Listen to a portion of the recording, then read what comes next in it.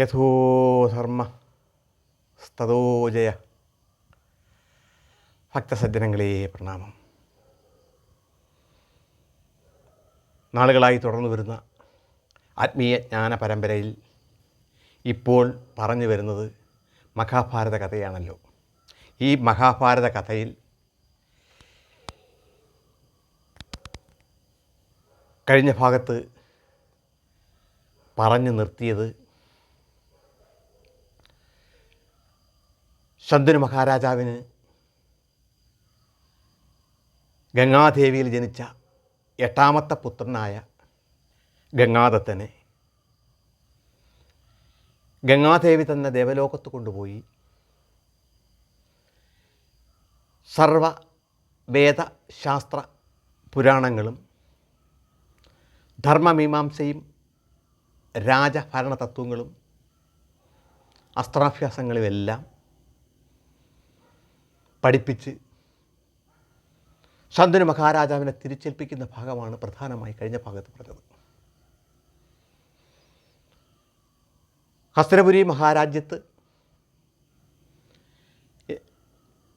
ശന്തനു മഹാരാജാവ് തൻ്റെ ഈ പുത്രനെ ഗംഗാദത്തനെ യുവരാജാവായി അഭിഷേകം ചെയ്ത് വളരെ സന്തോഷവും സന്തുഷ്ടവുമായി രാജാവും പുത്രനും രാജാവും യുവരാജാവുമായി വാണു പോകുന്ന കാലമാണ് പറഞ്ഞു നിർത്തിയത്. അങ്ങനെ ഭരണം തുടർന്നു പോകുന്ന സമയത്ത് ഒരു നാൾ പതിവ് പോലെ മഹാരാജാവ് വേട്ടയാടുന്നതിലേക്ക് വേണ്ടി വനാന്തരങ്ങളിലേക്ക് പോവുകയും വേട്ടയാടി മുന്നോട്ട് പോവുകയായിരുന്ന ശന്തനു മഹാരാജാവ് അന്ന് യമുനാ നദീ തീരത്തു കൂടെയായിരുന്നു പ്രധാനമായും വേട്ടയാടി മുന്നേറിയത്. ആ യമുനാ നദിയിൽ നിന്ന്, നദിയുടെ കരയിൽ നിന്ന് ഒരു കസ്തൂരി മണം ഇങ്ങനെ രാജാവിൻ്റെ മുഖത്ത് വന്ന് അടിക്കുകയും കസ്തൂരിയുടെ ഗന്ധം വരുന്ന ഭാഗത്തേക്ക് യമുനാ നദിയുടെ കടവിലേക്ക് മഹാരാജാവ് ഇങ്ങനെ നടന്നു പോവുകയും ചെയ്തു. അങ്ങനെ യമുനാ നദിയുടെ ആ കടവിലെത്തിയ മഹാരാജാവ് അവിടെ അതിമനോഹരിയും സുന്ദരിയും ആയ ദേവകന്യകയാണോ എന്ന് തോന്നിപ്പോകത്തക്ക ഒരു യുവ അരിയെ കാണാനിടയാവുകയും അത്ഭുതപ്പെട്ട മഹാരാജാവ് യുവതിയുടെ അടുത്തെത്തി കഴിഞ്ഞപ്പോൾ ആ യുവതിയിൽ നിന്നാണ് ഈ കസ്തൂരി മണം പ്രവഹിക്കുന്നത് എന്ന് ബോധ്യമാവുകയും മഹാരാജാവ് ഇപ്രകാരം ആ യുവതിയോട് ചോദിക്കുകയും ചെയ്തു, അല്ലയോ കുമാരി, നീ ആരാണ്? എന്തിനിവിടെ നിൽക്കുന്നു? നിൻ്റെ പേരെന്താണ്? നിൻ്റെ പിതാവ് ആരാണ് എന്ന് ചോദിക്കുകയും പെട്ടെന്ന് തിരിഞ്ഞു നോക്കിയ ആ യുവതി തൻ്റെ മുന്നിൽ നിൽക്കുന്ന യുവാവ് ഈ രാജ്യം ഭരിക്കുന്ന രാജാവാണ് എന്ന് അവൾക്ക് ബോധ്യമാവുകയും ആചാര മര്യാദകളോടുകൂടി കൂടെ ബഹുമാനത്തോടുകൂടി ഇത്തരത്തിൽ മഹാരാജാവിനോട് മൊഴിയുകയും ചെയ്തു. അല്ലയോ മഹാരാജൻ, ഞാൻ ഈ പ്രദേശത്തെ മുക്കുവന്മാരുടെ പ്രമാണിയായ ദാസമുഖ്യൻ എന്ന മുക്കുവശ്രേഷ്ഠൻ്റെ പുത്രിയാണ്. എൻ്റെ പേര് സത്യവതി എന്നാണ് എന്ന് മഹാരാജാവിനോട് പറയുകയും ഇത് കേട്ടുകഴിഞ്ഞ മഹാരാജാവിന് അത് വിശ്വസിക്കാൻ കഴിഞ്ഞില്ല. കാരണം തൻ്റെ രാജ്യത്ത് ഒരു കേവലം മുക്കുവനായ ദാസമുഖ്യന് ഇത്രയും സുന്ദരിയും ശ്രേഷ്ഠയുമായ ഒരു കന്യകയോ ഒരു പുത്രി ഉണ്ടാവുകയോ, ഇവളെ ഈ രാജ്യത്തുള്ള ഏതൊരു പ്രമുഖ സ്ത്രീരത്നങ്ങളെക്കാൾ എത്രയോ ശ്രേഷ്ഠമാണ് ഇവൾ, ഒരു ദേവകന്യകയാണ് എന്ന് കണ്ടാൽ ബോധ്യമാകുന്നത് മാത്രമല്ല, അവിടെ വാമൊഴിയിൽ നിന്ന് ഇത്രയും മധുരമായ ശബ്ദവും കൂടെ കേട്ട് കഴിഞ്ഞപ്പോൾ, അവളിൽ നിന്ന് പ്രവഹിക്കുന്ന ആ കസ്തൂരി ഗന്ധവും കൂടെ അടിച്ചു കഴിഞ്ഞപ്പോൾ ഏത് വിധേനയും മഹാരാജാവിന് ഇവളെ സ്വന്തമാക്കണം എന്ന് തോന്നുകയും സത്യവതിയോട് മഹാരാജാവ് നിൻ്റെ പിതാവ് എവിടെയാണെന്നും നിങ്ങളുടെ വീട് ഇവിടെ അടുത്ത് തന്നെയാണോ എന്നും ചോദിക്കുകയും മഹാരാജാവിന് താനും തൻ്റെ പിതാവും താമസിക്കുന്ന വീട് അവിടെ നിന്ന് വളരെ അകലെ ചൂണ്ടിക്കാണിച്ചു കൊടുക്കുകയും ചെയ്തു സത്യവതി. ഇത് കണ്ടു കഴിഞ്ഞ് വേട്ടയാടി വന്ന മഹാരാജാവ് കുതിരപ്പുറത്ത് കയറി ആ കുടിലിന് ലക്ഷ്യമാക്കി നടന്നുപോയി. ആ കുതിര ദാസമുഖ്യൻ്റെ കുടിലിന് മുന്നിൽ നിൽക്കുകയും കുതിരപ്പുറത്തു നിന്ന് പുറത്തിറങ്ങിയ മഹാരാജാവ് കുടിലിനടുത്തെത്തിക്കഴിഞ്ഞപ്പോൾ കുടിലിൽ നിന്ന് പുറത്തു വരികയായിരുന്ന ദാസമുഖ്യൻ മഹാരാജാവിനെ കണ്ട് ഞെട്ടി മുന്നിലെത്തി വണങ്ങി. ഇതിനുശേഷം, അല്ലയോ പ്രഭു, അവിടുന്ന് എന്താണ് അടിയൻ്റെ കുടിലിലേക്ക് എത്തിയത്? ഏതെങ്കിലും വിധത്തിൽ എന്നെക്കൊണ്ട് അങ്ങേക്ക് എന്തെങ്കിലും ബുദ്ധിമുട്ടുണ്ടാവുകയോ അല്ലെങ്കിൽ എന്നെക്കൊണ്ട് അങ്ങേക്ക് എന്തെങ്കിലും കാര്യങ്ങൾ നേടാനുണ്ടോ ആവുകയോ ആണെങ്കിൽ അങ്ങ് ഏതെങ്കിലും ഭൃത്യന്മാർ വശം എന്നെ അറിയിച്ചാൽ പോരെയായിരുന്നു, ഞാൻ അവിടെ എത്തുമായിരുന്നല്ലോ എന്നറിയിക്കുകയും ഇത് കേട്ട മഹാരാജാവ്, അല്ലയോ ദാസമുഖ്യ, ഞാൻ വേട്ടയാടി വരികയായിരുന്നു. യമുനാ തീരത്തുകൂടെ വേട്ടയാടി മുന്നോട്ട് വരികയായിരുന്ന ഞാൻ എതിർശയിൽ നിൻ്റെ പുത്രിയെ കാണാനിടയാവുകയും എനിക്ക് നിൻ്റെ പുത്രിയെ കല്യാണം കഴിക്കണമെന്ന് മോഹം തോന്നുകയും അങ്ങനെ നിൻ്റെ പുത്രിയെ കഴിച്ചു തരുന്നതിന് വേണ്ടി നിന്നോട് ആവശ്യപ്പെടുന്നതിലേക്ക് വേണ്ടിയാണ് ഞാനിവിടെ എത്തിയിരിക്കുന്നത്. അങ്ങ് അതിന് കരുണ കാട്ടിയാലും എന്ന് മഹാരാജാവ് ദാസമുഖ്യനോട് പറയുകയും ഇത് കേട്ട് കഴിഞ്ഞ ദാസമുഖ്യൻ വളരെ വിനയത്തോടുകൂടി എളിമയോടുകൂടി താഴ്മയോടുകൂടി മഹാരാജാവിനോട് ഇപ്രകാരം പറഞ്ഞു, അല്ലയോ പ്രഭോ, അങ്ങയേക്കാൾ ശ്രേഷ്ഠനായ ഒരു വരനെ എൻ്റെ മകൾക്ക് ലഭിക്കാനില്ല. ഈ രാജ്യത്തിൻ്റെ പരമാധികാരിയായ രാജാവ് തന്നെ എൻ്റെ മകളെ ആവശ്യപ്പെട്ടത് ഇതിൽ ഞാൻ സന്തുഷ്ടനാണ്, ധന്യനാണ്. എങ്കിലും ഈ ഉള്ളവൻ അങ്ങയോട് ഒരു ആവശ്യം ഉന്നയിച്ചോട്ടെ എന്ന് ചോദിക്കുകയും ആയിക്കോ, എന്ത് വേണമെങ്കിലും ആവശ്യപ്പെട്ടോ എന്ന് പറയുകയും എൻ്റെ അവിവേകമാണെങ്കിൽ അങ്ങ് പൊറുക്കണം, എന്നാലും സ്വന്തം പുത്രിയിൽ എനിക്കുള്ള താല്പര്യം ആണെന്ന് കണക്കാക്കിയാൽ മതി. അങ്ങ് എൻ്റെ മകളെ വേലി കഴിക്കുകയാണെങ്കിൽ എൻ്റെ മകളിലുണ്ടാകുന്ന പുത്രന് ഈ രാജ്യം ഭരിക്കാനുള്ള അവകാശം നൽകണം എന്നതാണ് എൻ്റെ ആഗ്രഹം. ഇത് കേട്ടുകഴിഞ്ഞ ശന്തനു മഹാരാജാവ് ഒന്ന് ഞെട്ടിക്കഴിഞ്ഞു.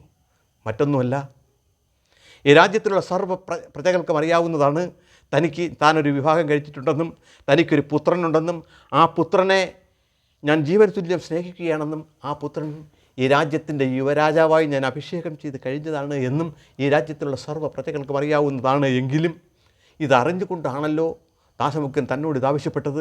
എന്തായാലും അത് അംഗീകരിച്ചു കൊടുക്കാൻ തനിക്ക് കഴിയില്ല, ഞാനതിവിടെ വിശദീകരിക്കേണ്ട കാര്യവുമില്ല എന്ന് മനസ്സിലാക്കിയ മഹാരാജാവ് ഉടൻ തന്നെ കുതിരപ്പുറത്ത് കയറി ഒന്നും മറുപടി പറയാതെ കൊട്ടാരത്തിലേക്ക് കടന്നു പോവുകയാണ് ചെയ്തത്. ദിവസങ്ങൾ മാസങ്ങൾ കടന്നുപോയി. മഹാരാജാവിന് തൻ്റെ മനോഗതം, അതായത് തൻ്റെ മനസ്സിലുണ്ടായ ആഗ്രഹത്തിൽ നിന്ന് വ്യതിചലിക്കാൻ ഒരു കാരണവശാലും കഴിഞ്ഞില്ല. എന്ത് കാരണത്താലാണെന്നറിയില്ല. മഹാരാജാവ് സത്യവതിയെ കണ്ട നിമിഷം മുതൽ മഹാരാജാവിനുണ്ടായ മോഹം, ഈ ഭൂലോകത്ത് മുമ്പ് ഗംഗാദേവിയെ കണ്ടപ്പോൾ ഉണ്ടായ അതേ സ്നേഹം ഇന്ന് സത്യവതിയിൽ ദർശിച്ചതിന് ശേഷം മഹാരാജാവിനുണ്ടാവുകയും എന്നാൽ സത്യവതിയുടെ പിതാവിൻ്റെ ആവശ്യം അംഗീകരിച്ചു കൊടുക്കാൻ കഴിയില്ല എന്ന് ഉറപ്പുണ്ടായിരുന്ന മഹാരാജാവ് അതോടുകൂടി ദുഃഖിതനായിത്തീരുകയും ചെയ്തു. നിത്യേന നടത്തി വരുന്ന പ്രവൃത്തികളിൽ നിന്ന് പതിയെ പിന്നോട്ട് വലിച്ചു തുടങ്ങിയ മഹാരാജാവിൽ ഈ കണ്ട മാറ്റം യുവരാജാവായ ഗംഗാധത്തിന് സംശയം ഉളവാക്കുകയും തൻ്റെ പിതാവിനോട് ഗംഗാധത്തൻ ഒരു ദിവസം തുറന്നു ചോദിക്കുകയും ചെയ്തു, അല്ലയോ പിതാവേ, അങ്ങ് ഈ അടുത്ത നാളുകളായി വളരെയധികം നിരാശനും ദുഃഖിതനുമായി ഞാൻ കാണപ്പെടുന്നല്ലോ. പതിവ് പ്രക്രിയകളിലൊന്നും അങ്ങ് പഴകുക പതിവില്ലായിരിക്കുകയാണല്ലോ. എന്താണ് അതിൻ്റെ കാരണം എന്ന് എന്നെ അറിയിച്ചാലും പിതാവേ എന്ന് പറഞ്ഞ പുത്രനോട് അല്പനേരം ആലോചിച്ച ശേഷം മഹാരാജാവ് ഇപ്രകാരം പറഞ്ഞു, പുത്ര, മറ്റൊന്നുമല്ല, ഒരു രാജകുടുംബത്തിന് പരമ്പര അവകാശമായി എനിക്ക് ഒരേ ഒരു പുത്രൻ നീ മാത്രമേ ഉള്ളൂ. പക്ഷേ നിന്നെപ്പോലെ ശ്രേഷ്ഠനും വില്ലാളി വീരനും സമർത്ഥനും ബുദ്ധിമാനും അറിവുള്ളവനും വിവേകിയുമൊക്കെയായ ഒരു പുത്രൻ മാത്രം മതി ഒരു രാജ്യത്തിൻ്റെ സംരക്ഷണയ്ക്ക്. എങ്കിലും മഹാരാജാക്കന്മാരും രാജകുമാരന്മാരും എപ്പോഴും യുദ്ധങ്ങളിലൊക്കെ ഏർപ്പെടുന്നതിനാൽ ഒരു കരുതൽ എന്ന കണക്കിന് ഏത് മറ്റ് പുത്രന്മാർ കൂടെ ഉള്ളത് വളരെ നല്ലതാണ്. അതില്ലാത്തതിലുള്ള ദുഃഖമാണ് എൻ്റെ മനസ്സിൽ നിൽക്കുന്നത് എന്ന് കുമാരനോട് പറയുകയും, ഇത് കേട്ട് ലാഘവത്തോടു കൂടി ചിരിച്ചു കഴിഞ്ഞ കുമാരൻ, അല്ലയോ മഹാരാജൻ, അങ്ങ് എന്തിനാണ് ഈ കാര്യത്തെ ഓർത്ത് ഞാൻ ദുഃഖിക്കുന്നത്? അങ്ങിപ്പോൾ യുവാവാണല്ലോ, അങ്ങേക്കൊരു വിവാഹം കൂടി ആവാമല്ലോ. അതിൽ പുത്രന്മാരുണ്ടാവുകയാണെങ്കിൽ നാളെ അവർ എന്നെ സഹായിക്കുമല്ലോ. അതിനെ ഓർത്ത് അങ്ങ് വ്യസനിക്കേണ്ട കാര്യമില്ല. ആ നിലപാടുമായി അങ്ങ് മുന്നോട്ട് പോവുക എന്ന് പറഞ്ഞ് യുവരാജാവ് ഈ തരത്തിൽ മഹാരാജാവിനെ സമാധാനപ്പെടുത്തിയെങ്കിലും മഹാരാജാവ് മറ്റൊന്നും പറയാതെ അവിടെ നിന്ന് പൊയ്ക്കളയുകയാണ് ചെയ്തത്. ദിവസങ്ങൾ വീണ്ടും കടന്നുപോയിട്ടും മഹാരാജാവിൽ നേരത്തെ കണ്ടിരുന്ന ആ വ്യസനവും ദുഃഖവും മാറിയില്ല എന്ന് ബോധ്യമായ യുവരാജാവ് ഗംഗാദത്തൻ മഹാരാജാവിൻ്റെ ഏറ്റവും വിശ്വസ്തനായ മന്ത്രിയെ വിളിച്ചു വരുത്തി, അല്ലയോ മന്ത്രിമുഖ്യ, എൻ്റെ പിതാവിൽ കാണുന്ന ഈ അടുത്ത നാളുകളായി കാണുന്ന ഈ ദുഃഖത്തിന് കാരണമെന്താണ്? അങ്ങക്കറിയാതിരിക്കാൻ വശമില്ല, അങ്ങത് എന്നെ അറിയിച്ചാലും എന്ന് പറയുകയും ആദ്യം അതിൽ നിന്ന് ഒഴിഞ്ഞു മാറാൻ ശ്രമിച്ച മന്ത്രിമുഖ്യൻ യുവരാജാവിൻ്റെ ആത്മാർത്ഥതയും സത്യസന്ധതയും മനസ്സിലാക്കി മഹാരാജാവിൻ്റെ ഈ ദുഃഖത്തിൻ്റെ കാരണം യുവരാജാവിനോട് വിവരിച്ചു. അല്ലയോ യുവരാജൻ, അങ്ങയുടെ പിതാവ് യമുനാ നദീ തീരത്ത് സത്യവതി എന്ന ഒരു കന്യകയെ കാണാനിടയാവുകയും അവളുടെ പിതാവ് ദാസമുഖ്യൻ എന്ന ഈ നാട്ടിലെ മത്സ്യ പ്രമുഖനാണ് എന്നും അദ്ദേഹത്തോട് വേളി കഴിച്ച് നൽകണം എന്നാവശ്യപ്പെട്ട അപ്പോൾ അദ്ദേഹത്തിൻ്റെ പുത്രിയിലുണ്ടാകുന്ന പുത്രനായിരിക്കണം അടുത്ത് ഹസ്തിനപുരി ഭരിക്കേണ്ടത് എന്ന് മഹാരാജാവിനോട് ആവശ്യപ്പെട്ടു കൊടുക്കുകയും ഒരു കാരണവശാലും അത് മഹാരാജാവിന് അംഗീകരിക്കാൻ കഴിയാത്തതിനാൽ കുമാരൻ അങ്ങയുടെ ഏറ്റവും പ്രിയപ്പെട്ട പുത്രൻ യുവരാജാവായി ഇവിടെ തുടരുന്നതിനാൽ ആ വ്യവസ്ഥ അംഗീകരിക്കാൻ കഴിയാത്ത മഹാരാജാവ് അവിടെ നിന്ന് വ്യവസ്ഥ അംഗീകരിക്കാതെ പോരുകയും എന്നാൽ ആ യുവതിയെ മഹാരാജാവിന് മറക്കാൻ കഴിയാത്ത അവസ്ഥയിലാണ് ഈ ദുഃഖം അങ്ങ് ദർശിക്കുന്നത് കാണുന്നത് എന്ന് മഹാരാജാവിനെ മന്ത്രിമുഖ്യൻ അറിയിച്ചു. ഇത് കേട്ടുകഴിഞ്ഞ യുവരാജാവ് ഗംഗാദത്തൻ ഉടൻ തന്നെ ആ കൊട്ടാരത്തിലുണ്ടായിരുന്ന ക്ഷത്രിയ പ്രമുഖരെയും കൂട്ടി അങ്ങ് ദാസമുഖ്യൻ്റെ കുടിലിലേക്ക് കടന്നുപോയി. ദാസമുഖ്യൻ്റെ കുടിലിനടുത്തെത്തിയ കുമാരനെ കണ്ട് ദാസമുഖ്യൻ ഒരു പരിധിവരെ പേടിച്ച് വിറച്ചുകൊണ്ട് കുമാരൻ്റെ മുന്നിൽ വരികയും, അല്ലയോ യുവ രാജകുമാര, അങ്ങ് അടിയൻ്റെ കുടിലിൻ്റെ മുന്നിൽ വന്നത് എന്ത് ഒന്നിനാണ് എന്നങ്ങ് എന്നെ അറിയിച്ചാലും എന്ന് പറഞ്ഞ ദാസമുഖ്യനോട്, അല്ലയോ പൗരപ്രമാണി, അങ്ങയെ കാണാൻ ഞാൻ എത്തിയത് അങ്ങയ്ക്ക് ഒരു പുത്രിയുണ്ടെന്നും ആ പുത്രിയെ എൻ്റെ പിതാവിന് ഇഷ്ടമാണെന്നും ആ പുത്രിയെ എൻ്റെ പിതാവിന് വേണ്ടി വിവാഹം ആലോചിക്കുന്നതിലേക്ക് വേണ്ടിയാണ് അങ്ങയുടെ മുന്നിൽ ഞാൻ വന്നത് എന്ന് ദാസമുഖ്യനെ അറിയിക്കുകയും, അങ്ങ് തീർച്ചയായും അങ്ങയുടെ പുത്രിയെ എൻ്റെ പിതാവിന് വിവാഹം കഴിച്ച് നൽകേണ്ടതാണെന്നും അതിന് ഞാൻ എന്താണ് ചെയ്യേണ്ടത് എന്ന് അങ്ങ് എന്നെ അറിയിച്ചാലും എന്ന് ഗംഗാദത്തൻ ദാസമുഖ്യനോട് പറയുകയും, ഇത് കേട്ട ദാസമുഖ്യൻ മുമ്പ് മഹാരാജാവിനോട് പറഞ്ഞ അതേ വ്യവസ്ഥകൾ പറയാർന്ന ശബ്ദത്തോടു കൂടിയാണെങ്കിലും യുവരാജാവിനെ അറിയിച്ചു. യുവരാജാവിനോ മഹാരാജാവിനോ വേണമെങ്കിൽ ആ രാജ്യത്തുള്ള ഏത് യുവതിയെന്ന് മാത്രമല്ല എന്തിനേയും ഇത്തരം ആവശ്യങ്ങൾ എന്നല്ല ഏത് ആവശ്യം ഉന്നയിച്ചാലും അത് അംഗീകരിക്കാതെ വേണമെങ്കിൽ ഒരു പക്ഷേ ദാസമുഖ്യൻ നിഗ്രഹിച്ച് വേണമെങ്കിലും കൂട്ടിക്കൊണ്ടുപോകാൻ അധികാരം ഉണ്ട് എന്ന വസ്തുത നമുക്കെല്ലാവർക്കും അറിയാവുന്നതാണ്. പിൽക്കാലത്ത് നമ്മുടെ ഭാരതത്തിൽ കലിയുഗത്തിലും അനേകം ചക്രവർത്തിമാർ ആ രാജ്യത്തിൽ നിലവിലുണ്ടായിരുന്ന അനേകം സുന്ദരിമാരെ സ്വന്തം കൊട്ടാരത്തിലേക്ക് ഇഷ്ടപ്പെടുന്നവരെ എല്ലാവരെയും കൊണ്ടുപോയി താമസിപ്പിച്ച് വേളി കഴിച്ച് അനേകം ഭാര്യമാരുണ്ടായിരുന്ന രാജപരമ്പരകളെ നമ്മൾ ചരിത്രത്തിൽ പഠിച്ചിട്ടുള്ളതാണ്. പക്ഷേ സനാതനധർമ്മത്തിൻ്റെ അന്തസത്തയുടെ പ്രത്യേകത സ്വന്തം രാജ്യത്തുള്ള ഏറ്റവും പാവപ്പെട്ട ഒരു വ്യക്തിയാണെങ്കിൽ പോലും ആ വ്യക്തിയുടെ അഭിപ്രായത്തിനും ഒരു കാരണവശാലും സ്വധർമ്മത്തിനും കോട്ടമുണ്ടാവാത്ത രീതിയിൽ മാത്രം ഭരണം നടത്തുക എന്നതും ആ ഭരണാധികാരിയെ കണ്ട് ആ രാജ്യത്തും ലോകത്തുമുള്ള ജനങ്ങൾ പഠിക്കുക, സത്യധർമ്മ നീതികൾ നിലനിർത്താൻ പഠിക്കുക എന്ന സത്യവും നിലനിൽക്കുന്നതിനാൽ മഹാരാജാവ് ദാസമുഖ്യൻ്റെ വ്യവസ്ഥയെ അംഗീകരിക്കാൻ പറ്റാതെ പുറകോട്ട് പോവുകയും എന്നാൽ പുത്രൻ വന്ന് ആ ദാസമുഖ്യൻ്റെ വ്യവസ്ഥയെ അംഗീകരിക്കുകയും ചെയ്യുകയാണ് ഈ സന്ദർഭത്തിലുണ്ടായത്. അല്ലയോ ഉഗ്വപ്രമുഖ, പൗരശ്രേഷ്ഠ, അങ്ങേ പറഞ്ഞ ഈ ആവശ്യം ഞാൻ അംഗീകരിച്ചു തരുന്നു. ഈ രാജ്യത്തിൻ്റെ അടുത്ത അവകാശി ഞാനാണ്, ഇവിടുത്തെ യുവരാജാവ് ഇന്ന് ഞാനാണ്. പക്ഷേ അങ്ങയുടെ മകളിലുണ്ടാകുന്ന എൻ്റെ അച്ഛനുണ്ടാകുന്ന പുത്രനെ ഞാൻ തന്നെ അഭിഷേകം ചെയ്ത് ഈ രാജ്യത്തിൻ്റെ രാജാവാക്കാം എന്ന് പറയുകയും അത് കേട്ട് കഴിഞ്ഞ ദാസമുഖ്യൻ എന്തോ അസ്വസ്ഥതകൾ പോലെ തൃപ്തമല്ലാത്തതുപോലെ നിന്നപ്പോൾ ഇത് തൃപ്തിയായില്ല എങ്കിൽ എന്ന് പറയുകയും ആയില്ലയോ എന്ന് ചോദിച്ച മഹാരാജാവിനോട് അതൃപ്തമായ രീതിയിൽ നിൽക്കുന്നത് കണ്ട് കുമാരൻ ആ ക്ഷത്രിയ പ്രമുഖരോടായി പറഞ്ഞു, അല്ലയോ പ്രമുഖന്മാരെ, നിങ്ങൾ യമുനയുടെ ഈ പുളിനത്തിൽ പുളിൻ വിറവുകൾ കൊണ്ട് ഒരു അഗ്നികുണ്ഡമുണ്ടാക്കുക, അതിനോടൊപ്പം മൺകലത്തിൽ കടൽ വെള്ളവും കൊണ്ടുവരിക, എനിക്കൊരു സത്യപ്രതിജ്ഞയ്ക്ക് വേണ്ടുന്ന മറ്റൊരുക്കങ്ങളെല്ലാം എത്രയും പെട്ടെന്ന് ഇവിടെ ഉണ്ടാക്കുക. അങ്ങനെ കുമാരൻ്റെ നിർദ്ദേശപ്രകാരം അവിടെ പുളിൻ വിറവുകളാൽ ഒരഗ്നി കുണ്ഡമുണ്ടാക്കുകയും സമുദ്രജലം മൺകുടത്തിൽ കൊണ്ടുവയ്ക്കുകയും ഈ ജലമെടുത്ത് അഗ്നിയെ സാക്ഷിയാക്കി ഗംഗാദത്തൻ ഈ വിധം ശപഥം ചെയ്തു തുടങ്ങി.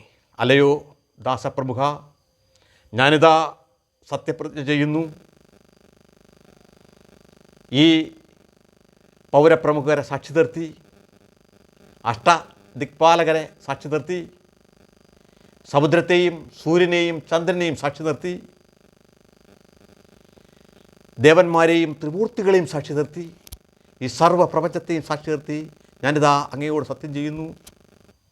എൻ്റെ പിതാവിന് അങ്ങയുടെ പുത്രിയിലുണ്ടാകുന്ന പുത്രനെ ഞാൻ തന്നെ അഭിഷേകം ചെയ്ത് ഈ രാജ്യത്തിലെ, അതായത് ഹസ്തിനപുരിയിലെ രാജാവാക്കുന്നതാണ്.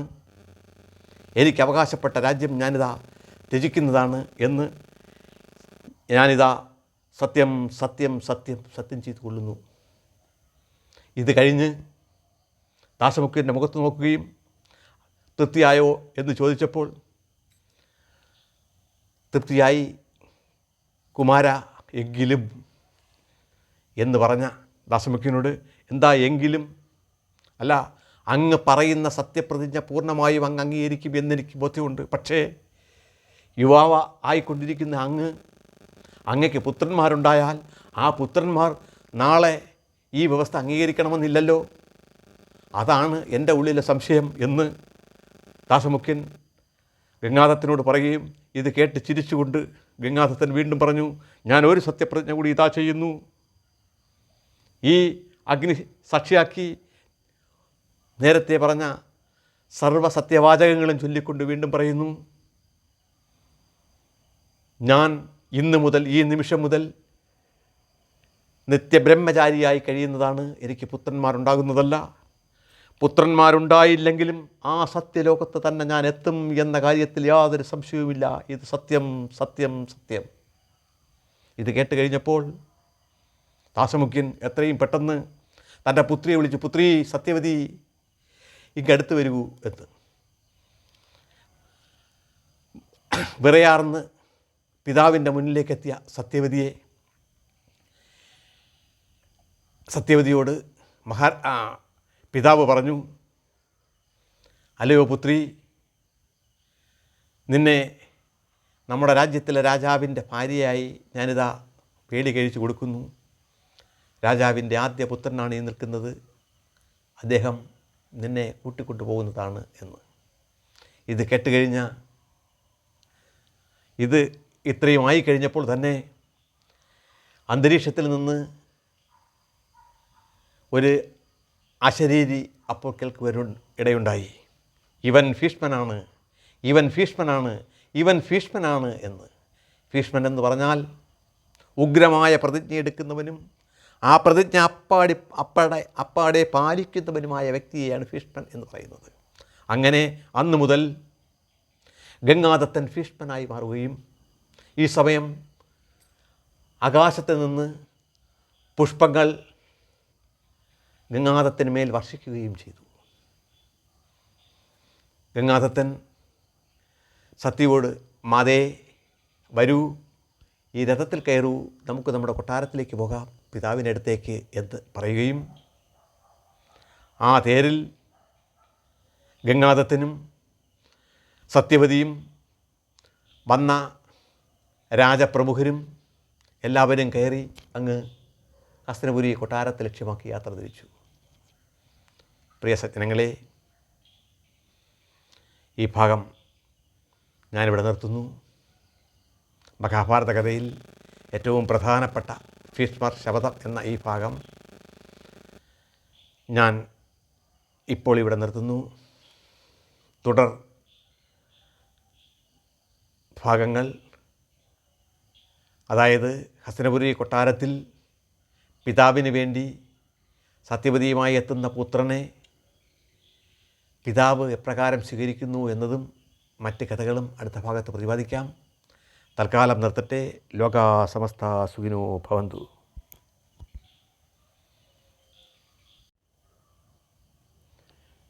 യഥോ ധർമ്മ സ്തതോ ജയ. ഭക്തസജ്ജനങ്ങളെ പ്രണാമം. നാളുകളായി തുടർന്നു വരുന്ന ആത്മീയ ജ്ഞാന പരമ്പരയിൽ ഇപ്പോൾ പറഞ്ഞു വരുന്നത് മഹാഭാരത കഥയാണല്ലോ. ഈ മഹാഭാരത കഥയിൽ കഴിഞ്ഞ ഭാഗത്ത് പറഞ്ഞു നിർത്തിയത് ശന്തനു മഹാരാജാവിന് ഗംഗാദേവിയിൽ ജനിച്ച 8ാമത്തെ പുത്രനായ ഗംഗാദത്തനെ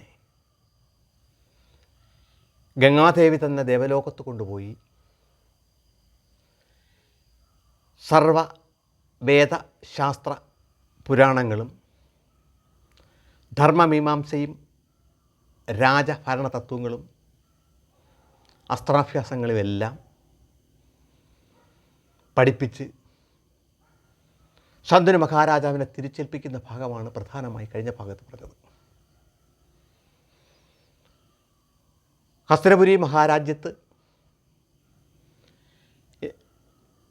ശന്തനു മഹാരാജാവ് തൻ്റെ ഈ പുത്രനെ ഗംഗാദത്തനെ യുവരാജാവായി അഭിഷേകം ചെയ്ത് വളരെ സന്തോഷവും സന്തുഷ്ടവുമായി രാജാവും പുത്രനും രാജാവും യുവരാജാവുമായി വാണു പോകുന്ന കാലമാണ് പറഞ്ഞു നിർത്തിയത്. അങ്ങനെ ഭരണം തുടർന്നു പോകുന്ന സമയത്ത് ഒരു നാൾ പതിവ് പോലെ മഹാരാജാവ് വേട്ടയാടുന്നതിലേക്ക് വേണ്ടി വനാന്തരങ്ങളിലേക്ക് പോവുകയും വേട്ടയാടി മുന്നോട്ട് പോവുകയായിരുന്ന ശന്തനു മഹാരാജാവ് അന്ന് യമുനാ നദീ തീരത്തു കൂടെയായിരുന്നു പ്രധാനമായും വേട്ടയാടി മുന്നേറിയത്. ആ യമുനാ നദിയിൽ നിന്ന്, നദിയുടെ കരയിൽ നിന്ന് ഒരു കസ്തൂരി മണം ഇങ്ങനെ രാജാവിൻ്റെ മുഖത്ത് വന്ന് അടിക്കുകയും കസ്തൂരിയുടെ ഗന്ധം വരുന്ന ഭാഗത്തേക്ക് യമുനാ നദിയുടെ കടവിലേക്ക് മഹാരാജാവ് ഇങ്ങനെ നടന്നു പോവുകയും ചെയ്തു. അങ്ങനെ യമുനാ നദിയുടെ ആ കടവിലെത്തിയ മഹാരാജാവ് അവിടെ അതിമനോഹരിയും സുന്ദരിയും ആയ ദേവകന്യകയാണോ എന്ന് തോന്നിപ്പോകത്തക്ക ഒരു യുവ അതിയെ കാണാനിടയാവുകയും അത്ഭുതപ്പെട്ട മഹാരാജാവ് യുവതിയുടെ അടുത്തെത്തി കഴിഞ്ഞപ്പോൾ ആ യുവതിയിൽ നിന്നാണ് ഈ കസ്തൂരി മണം പ്രവഹിക്കുന്നത് എന്ന് ബോധ്യമാവുകയും മഹാരാജാവ് ഇപ്രകാരം ആ യുവതിയോട് ചോദിക്കുകയും ചെയ്തു, അല്ലയോ കുമാരി, നീ ആരാണ്? എന്തിനിവിടെ നിൽക്കുന്നു? നിൻ്റെ പേരെന്താണ്? നിൻ്റെ പിതാവ് ആരാണ്? എന്ന് ചോദിക്കുകയും പെട്ടെന്ന് തിരിഞ്ഞു നോക്കിയ ആ യുവതി തൻ്റെ മുന്നിൽ നിൽക്കുന്ന യുവാവ് ഈ രാജ്യം ഭരിക്കുന്ന രാജാവാണ് എന്ന് അവൾക്ക് ബോധ്യമാവുകയും ആചാര മര്യാദകളോടുകൂടി കൂടെ ബഹുമാനത്തോടുകൂടി ഇത്തരത്തിൽ മഹാരാജാവിനോട് മൊഴിയുകയും ചെയ്തു. അല്ലയോ മഹാരാജൻ, ഞാൻ ഈ പ്രദേശത്തെ മുക്കുവന്മാരുടെ പ്രമാണിയായ ദാസമുഖ്യൻ എന്ന മുക്കുവശ്രേഷ്ഠൻ്റെ പുത്രിയാണ്. എൻ്റെ പേര് സത്യവതി എന്നാണ് എന്ന് മഹാരാജാവിനോട് പറയുകയും ഇത് കേട്ടുകഴിഞ്ഞ മഹാരാജാവിനത് വിശ്വസിക്കാൻ കഴിഞ്ഞില്ല. കാരണം തൻ്റെ രാജ്യത്ത് ഒരു കേവലം മുക്കുവനായ ദാസമുഖ്യന് ഇത്രയും സുന്ദരിയും ശ്രേഷ്ഠയുമായ ഒരു കന്യകയോ ഒരു പുത്രി ഉണ്ടാവുകയോ, ഇവളെ ഈ രാജ്യത്തുള്ള ഏതൊരു പ്രമുഖ സ്ത്രീരത്നങ്ങളെക്കാൾ എത്രയോ ശ്രേഷ്ഠമാണ് ഇവൾ, ഒരു ദേവകന്യകയാണ് എന്ന് കണ്ടാൽ ബോധ്യമാകുന്നത് മാത്രമല്ല, അവിടെ വാമൊഴിയിൽ നിന്ന് ഇത്രയും മധുരമായ ശബ്ദവും കൂടെ കേട്ട് കഴിഞ്ഞപ്പോൾ, അവളിൽ നിന്ന് പ്രവഹിക്കുന്ന ആ കസ്തൂരി ഗന്ധവും കൂടെ അടിച്ചു കഴിഞ്ഞപ്പോൾ ഏത് വിധേനയും മഹാരാജാവിന് ഇവളെ സ്വന്തമാക്കണം എന്ന് തോന്നുകയും സത്യവതിയോട് മഹാരാജാവ് നിൻ്റെ പിതാവ് എവിടെയാണെന്നും നിങ്ങളുടെ വീട് ഇവിടെ അടുത്ത് തന്നെയാണോ എന്നും ചോദിക്കുകയും മഹാരാജാവിന് താനും തൻ്റെ പിതാവും താമസിക്കുന്ന വീട് അവിടെ നിന്ന് വളരെ അകലെ ചൂണ്ടിക്കാണിച്ചു കൊടുക്കുകയും ചെയ്തു സത്യവതി. ഇത് കണ്ടു കഴിഞ്ഞ് വേട്ടയാടി വന്ന മഹാരാജാവ് കുതിരപ്പുറത്ത് കയറി ആ കുടിലിന് ലക്ഷ്യമാക്കി നടന്നുപോയി. ആ കുതിര ദാസമുഖ്യൻ്റെ കുടിലിന് മുന്നിൽ നിൽക്കുകയും കുതിരപ്പുറത്തു നിന്ന് പുറത്തിറങ്ങിയ മഹാരാജാവ് കുടിലിനടുത്തെത്തിക്കഴിഞ്ഞപ്പോൾ കുടിലിൽ നിന്ന് പുറത്തു വരികയായിരുന്ന ദാസമുഖ്യൻ മഹാരാജാവിനെ കണ്ട് ഞെട്ടി മുന്നിലെത്തി വണങ്ങി. ഇതിനുശേഷം, അല്ലയോ പ്രഭു, അവിടുന്ന് എന്താണ് അടിയൻ്റെ കുടിലിലേക്ക് എത്തിയത്? ഏതെങ്കിലും വിധത്തിൽ എന്നെക്കൊണ്ട് അങ്ങേക്ക് എന്തെങ്കിലും ബുദ്ധിമുട്ടുണ്ടാവുകയോ അല്ലെങ്കിൽ എന്നെക്കൊണ്ട് അങ്ങേക്ക് എന്തെങ്കിലും കാര്യങ്ങൾ നേടാനുണ്ടോ ആവുകയോ ആണെങ്കിൽ അങ്ങ് ഏതെങ്കിലും ഭൃത്യന്മാർ വശം എന്നെ അറിയിച്ചാൽ പോരെയായിരുന്നു, ഞാനവിടെ എത്തുമായിരുന്നല്ലോ എന്നറിയിക്കുകയും ഇത് കേട്ട മഹാരാജാവ്, അല്ലയോ ദാസമുഖ്യ, ഞാൻ വേട്ടയാടി വരികയായിരുന്നു. യമുനാ തീരത്തുകൂടെ വേട്ടയാടി മുന്നോട്ട് വരികയായിരുന്ന ഞാൻ എതിർശയിൽ നിൻ്റെ പുത്രിയെ കാണാനിടയാവുകയും എനിക്ക് നിൻ്റെ പുത്രിയെ കല്യാണം കഴിക്കണമെന്ന് മോഹം തോന്നുകയും അങ്ങനെ നിൻ്റെ പുത്രിയെ കഴിച്ചു തരുന്നതിന് വേണ്ടി നിന്നോട് ആവശ്യപ്പെടുന്നതിലേക്ക് വേണ്ടിയാണ് ഞാനിവിടെ എത്തിയിരിക്കുന്നത്. അങ്ങ് അതിന് കരുണ കാട്ടിയാലും എന്ന് മഹാരാജാവ് ദാസമുഖ്യനോട് പറയുകയും ഇത് കേട്ട് കഴിഞ്ഞ ദാസമുഖ്യൻ വളരെ വിനയത്തോടുകൂടി എളിമയോടുകൂടി താഴ്മയോടുകൂടി മഹാരാജാവിനോട് ഇപ്രകാരം പറഞ്ഞു, അല്ലയോ പ്രഭോ, അങ്ങയേക്കാൾ ശ്രേഷ്ഠനായ ഒരു വരനെ എൻ്റെ മകൾക്ക് ലഭിക്കാനില്ല. ഈ രാജ്യത്തിൻ്റെ പരമാധികാരിയായ രാജാവ് തന്നെ എൻ്റെ മകളെ ആവശ്യപ്പെട്ടത് ഇതിൽ ഞാൻ സന്തുഷ്ടനാണ്, ധന്യനാണ്. എങ്കിലും ഈ ഉള്ളവൻ അങ്ങയോട് ഒരു ആവശ്യം ഉന്നയിച്ചോട്ടെ എന്ന് ചോദിക്കുകയും ആയിക്കോ, എന്ത് വേണമെങ്കിലും ആവശ്യപ്പെട്ടോ എന്ന് പറയുകയും എൻ്റെ അവിവേകമാണെങ്കിൽ അങ്ങ് പൊറുക്കണം, എന്നാലും സ്വന്തം പുത്രിയിൽ എനിക്കുള്ള താല്പര്യം ആണെന്ന് കണക്കാക്കിയാൽ മതി. അങ്ങ് എൻ്റെ മകളെ വേലി കഴിക്കുകയാണെങ്കിൽ എൻ്റെ മകളിലുണ്ടാകുന്ന പുത്രന് ഈ രാജ്യം ഭരിക്കാനുള്ള അവകാശം നൽകണം എന്നതാണ് എൻ്റെ ആഗ്രഹം. ഇത് കേട്ടുകഴിഞ്ഞ ശന്തനു മഹാരാജാവ് ഒന്ന് ഞെട്ടിക്കഴിഞ്ഞു. മറ്റൊന്നുമല്ല, ഈ രാജ്യത്തിലുള്ള സർവ്വ പ്രജകൾക്കും അറിയാവുന്നതാണ് താനൊരു വിവാഹം കഴിച്ചിട്ടുണ്ടെന്നും തനിക്കൊരു പുത്രനുണ്ടെന്നും ആ പുത്രനെ ഞാൻ ജീവൻ തുല്യം സ്നേഹിക്കുകയാണെന്നും ആ പുത്രൻ ഈ രാജ്യത്തിൻ്റെ യുവരാജാവായി ഞാൻ അഭിഷേകം ചെയ്ത് കഴിഞ്ഞതാണ് എന്നും ഈ രാജ്യത്തിലുള്ള സർവ്വ പ്രജകൾക്കും അറിയാവുന്നതാണ്. എങ്കിലും ഇതറിഞ്ഞുകൊണ്ടാണല്ലോ ദാസമുഖ്യൻ തന്നോട് ഇതാവശ്യപ്പെട്ടത്. എന്തായാലും അത് അംഗീകരിച്ചു കൊടുക്കാൻ തനിക്ക് കഴിയില്ല, ഞാനതിവിടെ വിശദീകരിക്കേണ്ട കാര്യവുമില്ല എന്ന് മനസ്സിലാക്കിയ മഹാരാജാവ് ഉടൻ തന്നെ കുതിരപ്പുറത്ത് കയറി ഒന്നും മറുപടി പറയാതെ കൊട്ടാരത്തിലേക്ക് കടന്നു പോവുകയാണ് ചെയ്തത്. ദിവസങ്ങൾ മാസങ്ങൾ കടന്നുപോയി. മഹാരാജാവിന് തൻ്റെ മനോഗതം, അതായത് തൻ്റെ മനസ്സിലുണ്ടായ ആഗ്രഹത്തിൽ നിന്ന് വ്യതിചലിക്കാൻ ഒരു കാരണവശാലും കഴിഞ്ഞില്ല. എന്ത് കാരണത്താലാണെന്നറിയില്ല. മഹാരാജാവ് സത്യവതിയെ കണ്ട നിമിഷം മുതൽ മഹാരാജാവിനുണ്ടായ മോഹം, ഈ ഭൂലോകത്ത് മുമ്പ് ഗംഗാദേവിയെ കണ്ടപ്പോൾ ഉണ്ടായ അതേ സ്നേഹം ഇന്ന് സത്യവതിയിൽ ദർശിച്ചതിന് ശേഷം മഹാരാജാവിനുണ്ടാവുകയും, എന്നാൽ സത്യവതിയുടെ പിതാവിൻ്റെ ആവശ്യം അംഗീകരിച്ചു കൊടുക്കാൻ കഴിയില്ല എന്ന് ഉറപ്പുണ്ടായിരുന്ന മഹാരാജാവ് അതോടുകൂടി ദുഃഖിതനായി തീരുകയും ചെയ്തു. നിത്യേന നടത്തിവരുന്ന പ്രക്രിയകളിൽ നിന്ന്, പ്രവൃത്തികളിൽ നിന്ന് പതുക്കെ പതിയെ പിന്നോട്ട് വലിച്ചു തുടങ്ങിയ മഹാരാജാവിൽ ഈ കണ്ട മാറ്റം യുവരാജാവായ ഗംഗാധത്തിന് സംശയം ഉളവാക്കുകയും തൻ്റെ പിതാവിനോട് ഗംഗാധത്തൻ ഒരു ദിവസം തുറന്നു ചോദിക്കുകയും ചെയ്തു. അല്ലയോ പിതാവേ, അങ്ങ് ഈ അടുത്ത നാളുകളായി വളരെയധികം നിരാശനും ദുഃഖിതനുമായി ഞാൻ കാണപ്പെടുന്നല്ലോ. പതിവ് പ്രക്രിയകളിലൊന്നും അങ്ങ് പഴകുക പതിവില്ലായിരിക്കുകയാണല്ലോ. എന്താണ് അതിൻ്റെ കാരണം എന്ന് എന്നെ അറിയിച്ചാലും പിതാവേ എന്ന് പറഞ്ഞ പുത്രനോട് അല്പനേരം ആലോചിച്ചതിന് ശേഷം മഹാരാജാവ് ഇപ്രകാരം പറഞ്ഞു. പുത്ര, മറ്റൊന്നുമല്ല, ഒരു രാജകുടുംബത്തിന് പരമ്പര അവകാശമായി എനിക്ക് ഒരേ ഒരു പുത്രൻ നീ മാത്രമേ ഉള്ളൂ. പക്ഷേ നിന്നെപ്പോലെ ശ്രേഷ്ഠനും വില്ലാളി വീരനും സമർത്ഥനും ബുദ്ധിമാനും അറിവുള്ളവനും വിവേകിയുമൊക്കെയായ ഒരു പുത്രൻ മാത്രം മതി ഒരു രാജ്യത്തിൻ്റെ സംരക്ഷണയ്ക്ക്. എങ്കിലും മഹാരാജാക്കന്മാരും രാജകുമാരന്മാരും എപ്പോഴും യുദ്ധങ്ങളിലൊക്കെ ഏർപ്പെടുന്നതിനാൽ ഒരു കരുതൽ എന്ന കണക്കിന്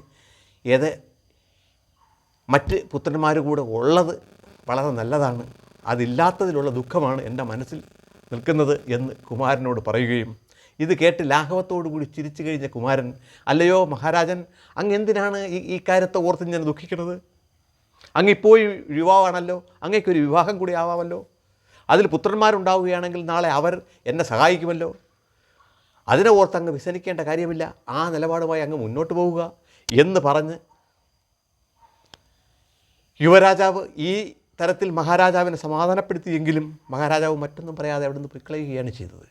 ദിവസങ്ങൾ വീണ്ടും കടന്നുപോയിട്ടും മഹാരാജാവിൽ നേരത്തെ കണ്ടിരുന്ന ആ വ്യസനവും ദുഃഖവും മാറിയില്ല എന്ന് ബോധ്യമായ യുവരാജാവ് ഗംഗാദത്തൻ മഹാരാജാവിൻ്റെ ഏറ്റവും വിശ്വസ്തനായ മന്ത്രിയെ വിളിച്ചു വരുത്തി, അല്ലയോ മന്ത്രിമുഖ്യ, എൻ്റെ പിതാവിൽ കാണുന്ന ഈ അടുത്ത നാളുകളായി കാണുന്ന ഈ ദുഃഖത്തിന് കാരണമെന്താണ്? അങ്ങക്കറിയാതിരിക്കാൻ വശമില്ല, അങ്ങത് എന്നെ അറിയിച്ചാലും എന്ന് പറയുകയും, ആദ്യം അതിൽ നിന്ന് ഒഴിഞ്ഞു മാറാൻ ശ്രമിച്ച മന്ത്രിമുഖ്യൻ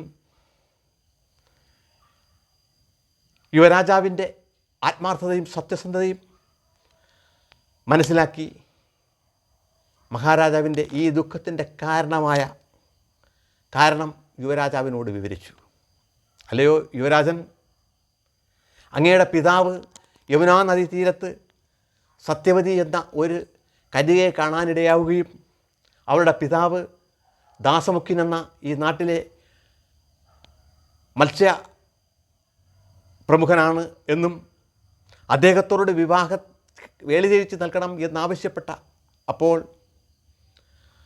അദ്ദേഹത്തിൻ്റെ പുത്രിയിലുണ്ടാകുന്ന പുത്രനായിരിക്കണം അടുത്ത് ഹസ്തിനപുരി ഭരിക്കേണ്ടത് എന്ന് മഹാരാജാവിനോട് ആവശ്യപ്പെട്ടു കൊടുക്കുകയും, ഒരു കാരണവശാലും അത് മഹാരാജാവിന് അംഗീകരിക്കാൻ കഴിയാത്തതിനാൽ കുമാരൻ അങ്ങയുടെ ഏറ്റവും പ്രിയപ്പെട്ട പുത്രൻ യുവരാജാവായി ഇവിടെ തുടരുന്നതിനാൽ ആ വ്യവസ്ഥ അംഗീകരിക്കാൻ കഴിയാത്ത മഹാരാജാവ് അവിടെ നിന്ന് വ്യവസ്ഥ അംഗീകരിക്കാതെ പോരുകയും, എന്നാൽ ആ യുവതിയെ മഹാരാജാവിന് മറക്കാൻ കഴിയാത്ത അവസ്ഥയിലാണ് ഈ ദുഃഖം അങ്ങ് ദർശിക്കുന്നത്, കാണുന്നത് എന്ന് മഹാരാജാവിനെ മന്ത്രിമുഖ്യൻ അറിയിച്ചു. ഇത് കേട്ടുകഴിഞ്ഞ യുവരാജാവ് ഗംഗാദത്തൻ ഉടൻ തന്നെ ആ കൊട്ടാരത്തിലുണ്ടായിരുന്ന ക്ഷത്രിയ പ്രമുഖരെയും കൂട്ടി അങ്ങ് ദാസമുഖ്യൻ്റെ കുടിലിലേക്ക് കടന്നുപോയി. ദാസമുഖ്യൻ്റെ കുടിലിനടുത്തെത്തിയ കുമാരനെ കണ്ട് ദാസമുഖ്യൻ ഒരു പരിധിവരെ പേടിച്ച് വിറച്ചുകൊണ്ട് കുമാരൻ്റെ മുന്നിൽ വരികയും, അല്ലയോ യുവ രാജകുമാര, അങ്ങ് അടിയൻ്റെ കുടിലിൻ്റെ മുന്നിൽ വന്നത് എന്ത് ഒന്നിനാണ് എന്നങ്ങ് എന്നെ അറിയിച്ചാലും എന്ന് പറഞ്ഞ ദാസമുഖ്യനോട്, അല്ലയോ പൗരപ്രമാണി, അങ്ങയെ കാണാൻ ഞാൻ എത്തിയത് അങ്ങയ്ക്ക് ഒരു പുത്രിയുണ്ടെന്നും ആ പുത്രിയെ എൻ്റെ പിതാവിന് ഇഷ്ടമാണെന്നും ആ പുത്രിയെ എൻ്റെ പിതാവിന് വേണ്ടി വിവാഹം ആലോചിക്കുന്നതിലേക്ക് വേണ്ടിയാണ് അങ്ങയുടെ മുന്നിൽ ഞാൻ വന്നത് എന്ന് ദാസമുഖ്യനെ അറിയിക്കുകയും അങ്ങ് തീർച്ചയായും അങ്ങയുടെ പുത്രിയെ എൻ്റെ പിതാവിന് വിവാഹം കഴിച്ച് നൽകേണ്ടതാണെന്നും അതിന് ഞാൻ എന്താണ് ചെയ്യേണ്ടത് എന്ന് അങ്ങ് എന്നെ അറിയിച്ചാലും എന്ന് ഗംഗാദത്തൻ ദാസമുഖ്യനോട് പറയുകയും ഇത് കേട്ട ദാസമുഖ്യൻ മുമ്പ് മഹാരാജാവിനോട് പറഞ്ഞ അതേ വ്യവസ്ഥകൾ പറയാർന്ന ശബ്ദത്തോടു കൂടിയാണെങ്കിലും യുവരാജാവിനെ അറിയിച്ചു. യുവരാജാവിനോ മഹാരാജാവിനോ വേണമെങ്കിൽ ആ രാജ്യത്തുള്ള ഏത് യുവതിയെന്ന് മാത്രമല്ല എന്തിനേയും ഇത്തരം ആവശ്യങ്ങൾ എന്നല്ല ഏത് ആവശ്യം ഉന്നയിച്ചാലും അത് അംഗീകരിക്കാതെ വേണമെങ്കിൽ ഒരു പക്ഷേ ദാസമുഖ്യൻ നിഗ്രഹിച്ച് വേണമെങ്കിലും കൂട്ടിക്കൊണ്ടുപോകാൻ അധികാരം ഉണ്ട് എന്ന വസ്തുത നമുക്കെല്ലാവർക്കും അറിയാവുന്നതാണ്. പിൽക്കാലത്ത് നമ്മുടെ ഭാരതത്തിൽ കലിയുഗത്തിലും അനേകം ചക്രവർത്തിമാർ ആ രാജ്യത്തിൽ നിലവിലുണ്ടായിരുന്ന അനേകം സുന്ദരിമാരെ സ്വന്തം കൊട്ടാരത്തിലേക്ക് ഇഷ്ടപ്പെടുന്നവരെ എല്ലാവരെയും കൊണ്ടുപോയി താമസിപ്പിച്ച് വേലി കഴിച്ച് അനേകം ഭാര്യമാരുണ്ടായിരുന്ന രാജപരമ്പരകളെ നമ്മൾ ചരിത്രത്തിൽ പഠിച്ചിട്ടുള്ളതാണ്. പക്ഷേ സനാതനധർമ്മത്തിൻ്റെ അന്തസത്തയുടെ പ്രത്യേകത സ്വന്തം രാജ്യത്തുള്ള ഏറ്റവും പാവപ്പെട്ട ഒരു വ്യക്തിയാണെങ്കിൽ പോലും ആ വ്യക്തിയുടെ അഭിപ്രായത്തിനും ഒരു കാരണവശാലും സ്വധർമ്മത്തിനും കോട്ടമുണ്ടാവാത്ത രീതിയിൽ മാത്രം ഭരണം നടത്തുക എന്നതും ആ ഭരണാധികാരിയെ കണ്ട് ആ രാജ്യത്തും ലോകത്തുമുള്ള ജനങ്ങൾ പഠിക്കുക, സത്യധർമ്മ നീതികൾ നിലനിർത്താൻ പഠിക്കുക എന്ന സത്യവും നിലനിൽക്കുന്നതിനാൽ മഹാരാജാവ് ദാസമുഖ്യൻ്റെ വ്യവസ്ഥയെ അംഗീകരിക്കാൻ പറ്റാതെ പുറകോട്ട് പോവുകയും എന്നാൽ പുത്രൻ വന്ന് ആ ദാസമുഖ്യൻ്റെ വ്യവസ്ഥയെ അംഗീകരിക്കുകയും ചെയ്യുകയാണ് ഈ സന്ദർഭത്തിലുണ്ടായത്. അല്ലയോ ഉഗ്വപ്രമുഖ, പൗരശ്രേഷ്ഠ, അങ്ങേ പറഞ്ഞ ഈ ആവശ്യം ഞാൻ അംഗീകരിച്ചു തരുന്നു. ഈ രാജ്യത്തിൻ്റെ അടുത്ത അവകാശി ഞാനാണ്, ഇവിടുത്തെ യുവരാജാവ് ഇന്ന് ഞാനാണ്. പക്ഷേ അങ്ങയുടെ മകളിലുണ്ടാകുന്ന എൻ്റെ അച്ഛനുണ്ടാകുന്ന പുത്രനെ ഞാൻ തന്നെ അഭിഷേകം ചെയ്ത് ഈ രാജ്യത്തിൻ്റെ രാജാവാക്കാം എന്ന് പറയുകയും അത് കേട്ട് കഴിഞ്ഞ ദാസമുഖ്യൻ എന്തോ അസ്വസ്ഥതകൾ പോലെ തൃപ്തമല്ലാത്തതുപോലെ നിന്നപ്പോൾ ഇത് തൃപ്തിയായില്ല എങ്കിൽ എന്ന് പറയുകയും ആയില്ലയോ എന്ന് ചോദിച്ച മഹാരാജാവിനോട് അതൃപ്തമായ രീതിയിൽ നിൽക്കുന്നത് കണ്ട് കുമാരൻ ആ ക്ഷത്രിയ പ്രമുഖരോടായി പറഞ്ഞു, അല്ലയോ പ്രമുഖന്മാരെ, നിങ്ങൾ യമുനയുടെ ഈ പുളിനത്തിൽ പുളിൻ വിറവുകൾ കൊണ്ട് ഒരു അഗ്നികുണ്ഡമുണ്ടാക്കുക, അതിനോടൊപ്പം മൺകലത്തിൽ കടൽ വെള്ളവും കൊണ്ടുവരിക, എനിക്കൊരു സത്യപ്രതിജ്ഞയ്ക്ക് വേണ്ടുന്ന മറ്റൊരുക്കങ്ങളെല്ലാം എത്രയും പെട്ടെന്ന് ഇവിടെ ഉണ്ടാക്കുക. അങ്ങനെ കുമാരൻ്റെ നിർദ്ദേശപ്രകാരം അവിടെ പുളിൻ വിറവുകളാൽ ഒരഗ്നി കുണ്ഡമുണ്ടാക്കുകയും സമുദ്രജലം മൺകുടത്തിൽ കൊണ്ടുവയ്ക്കുകയും ഈ ജലമെടുത്ത് അഗ്നിയെ സാക്ഷിയാക്കി ഗംഗാദത്തൻ ഈ വിധം ശപഥം ചെയ്തു തുടങ്ങി. അല്ലയോ ദാസപ്രമുഖ, ഞാനിതാ സത്യപ്രതിജ്ഞ ചെയ്യുന്നു. ഈ പൗരപ്രമുഖരെ സാക്ഷി നിർത്തി, അഷ്ടദിക്പാലകരെ സാക്ഷി നിർത്തി, സമുദ്രത്തെയും സൂര്യനെയും ചന്ദ്രനെയും സാക്ഷി നിർത്തി, ദേവന്മാരെയും ത്രിമൂർത്തികളെയും സാക്ഷി നിർത്തി, ഈ സർവ്വപ്രപഞ്ചത്തെയും സാക്ഷി നിർത്തി ഞാനിതാ അങ്ങയോട് സത്യം ചെയ്യുന്നു. എൻ്റെ പിതാവിന് അങ്ങയുടെ പുത്രിയിലുണ്ടാകുന്ന പുത്രനെ ഞാൻ തന്നെ അഭിഷേകം ചെയ്ത് ഈ രാജ്യത്തിലെ, അതായത് ഹസ്തിനപുരിയിലെ രാജാവാക്കുന്നതാണ്. എനിക്ക് അവകാശപ്പെട്ട രാജ്യം ഞാനിതാ ത്യജിക്കുന്നതാണ് എന്ന് ഞാനിതാ സത്യം സത്യം സത്യം സത്യം ചെയ്തു കൊള്ളുന്നു. ഇത് കഴിഞ്ഞ് ദാസമുഖ്യൻ്റെ മുഖത്ത് നോക്കുകയും തൃപ്തിയായോ എന്ന് ചോദിച്ചപ്പോൾ, തൃപ്തിയായി കുമാര, എങ്കിലും എന്ന് പറഞ്ഞ ദാസമുഖ്യനോട്, എന്താ എങ്കിലും? അല്ല, അങ്ങ് പറയുന്ന സത്യപ്രതിജ്ഞ പൂർണ്ണമായും അങ്ങ് അംഗീകരിക്കും എന്നെനിക്ക് ബോധ്യമുണ്ട്. പക്ഷേ യുവാവ് ആയിക്കൊണ്ടിരിക്കുന്ന അങ്ങയ്ക്ക് പുത്രന്മാരുണ്ടായാൽ ആ പുത്രന്മാർ നാളെ ഈ വ്യവസ്ഥ അംഗീകരിക്കണമെന്നില്ലല്ലോ. അതാണ് എൻ്റെ ഉള്ളിലെ സംശയം എന്ന് ദാസമുഖ്യൻ ഗംഗാധരത്തിനോട് പറയുകയും ഇത് കേട്ട് ചിരിച്ചുകൊണ്ട് ഗംഗാധരൻ വീണ്ടും പറഞ്ഞു, ഞാൻ ഒരു സത്യപ്രതിജ്ഞ കൂടി ഇതാ ചെയ്യുന്നു. ഈ അഗ്നി സാക്ഷിയാക്കി നേരത്തെ പറഞ്ഞ സർവ്വസത്യവാചകങ്ങളും ചൊല്ലിക്കൊണ്ട് വീണ്ടും പറയുന്നു, ഞാൻ ഇന്ന് മുതൽ ഈ നിമിഷം മുതൽ നിത്യബ്രഹ്മചാരിയായി കഴിയുന്നതാണ്. എനിക്ക് പുത്രന്മാരുണ്ടാകുന്നതല്ല. പുത്രന്മാരുണ്ടായില്ലെങ്കിലും ആ സത്യലോകത്ത് തന്നെ ഞാൻ എത്തും എന്ന കാര്യത്തിൽ യാതൊരു സംശയവുമില്ല. ഇത് സത്യം, സത്യം, സത്യം. ഇത് കേട്ട് കഴിഞ്ഞപ്പോൾ ദാസമുഖ്യൻ എത്രയും പെട്ടെന്ന് തൻ്റെ പുത്രിയെ വിളിച്ചു, പുത്രി സത്യവതി, ഇങ്ങടുത്ത് വരൂ എന്ന്. വിറയാർന്ന് പിതാവിൻ്റെ മുന്നിലേക്കെത്തിയ സത്യവതിയോട് പിതാവ് പറഞ്ഞു, അല്ലയോ പുത്രി, നിന്നെ നമ്മുടെ രാജ്യത്തിലെ രാജാവിൻ്റെ ഭാര്യയായി ഞാനിതാ വേടി കഴിച്ചു കൊടുക്കുന്നു. രാജാവിൻ്റെ ആദ്യ പുത്രനാണ് ഈ നിൽക്കുന്നത്. അദ്ദേഹം നിന്നെ കൂട്ടിക്കൊണ്ടു പോകുന്നതാണ് എന്ന്. ഇത് കേട്ടുകഴിഞ്ഞ ഇത് ഇത്രയും ആയിക്കഴിഞ്ഞപ്പോൾ തന്നെ അന്തരീക്ഷത്തിൽ നിന്ന് ഒരു അശരീരി അപ്പോൾ കേൾക്കുവാൻ ഇടയുണ്ടായി. ഇവൻ ഭീഷ്മനാണ്, ഇവൻ ഭീഷ്മനാണ്, ഇവൻ ഭീഷ്മനാണ് എന്ന്. ഭീഷ്മൻ എന്ന് പറഞ്ഞാൽ ഉഗ്രമായ പ്രതിജ്ഞ എടുക്കുന്നവനും ആ പ്രതിജ്ഞ അപ്പാടെ പാലിക്കുന്നവനുമായ വ്യക്തിയെയാണ് ഭീഷ്മൻ എന്ന് പറയുന്നത്. അങ്ങനെ അന്നു മുതൽ ഗംഗാദത്തൻ ഭീഷ്മനായി മാറുകയും ഈ സമയം ആകാശത്ത് നിന്ന് പുഷ്പങ്ങൾ ഗംഗാദത്തിന് മേൽ വർഷിക്കുകയും ചെയ്തു. ഗംഗാദത്തൻ സത്യയോട്, മാതേ വരൂ, ഈ രഥത്തിൽ കയറൂ, നമുക്ക് നമ്മുടെ കൊട്ടാരത്തിലേക്ക് പോകാം, പിതാവിൻ്റെ അടുത്തേക്ക് എന്ന് പറയുകയും ആ തേരിൽ ഗംഗാദത്തനും സത്യവതിയും വന്ന രാജപ്രമുഖരും എല്ലാവരും കയറി അങ്ങ് ഹസ്തിനപുരി കൊട്ടാരത്തെ ലക്ഷ്യമാക്കി യാത്ര തിരിച്ചു. പ്രിയ സജ്ജനങ്ങളെ, ഈ ഭാഗം ഞാനിവിടെ നിർത്തുന്നു. മഹാഭാരത കഥയിൽ ഏറ്റവും പ്രധാനപ്പെട്ട ഭീഷ്മർ ശപഥം എന്ന ഈ ഭാഗം ഞാൻ ഇപ്പോൾ ഇവിടെ നിർത്തുന്നു. തുടർ ഭാഗങ്ങൾ,